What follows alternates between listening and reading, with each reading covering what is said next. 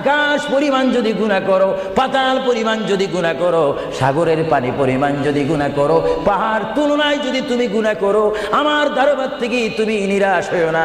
এ বান্দা, আমি তোমাকে একটি রাস্তা বাতাই দিচ্ছি, একটি পথ তোমাকে আমি দেখাই দিচ্ছি। সেই পথটি কোন পথ তোমরা জানো? ওয়ালাউ আন্নাহুম ইযযালামু আনফুসাহুম জাউকা, বান্দারে যখন তোমরা বরবাদ হয়ে যাবে তখন তোমাদেরকে একটা পথ আমি তোমাদেরকে দেখাই দিলাম। সেই পথটির নাম হচ্ছে আমার রাসূলের মদিনা। জোরে বলেন সুবহানাল্লাহ।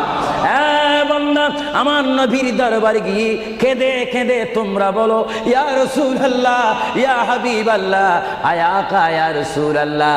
আল্লাহ কোরআনে বলেছে, ওয়ালাউ আন্নাহুম ইযযালামু আনফুসাহুম জাউকা ফাস্তাগফিরুল্লাহ ওয়াস্তাগফার লাহুমুর রাসূল। আল্লাহ বলেছে, হে বান্দা, তোমরা ডানে না গিয়ে বামে না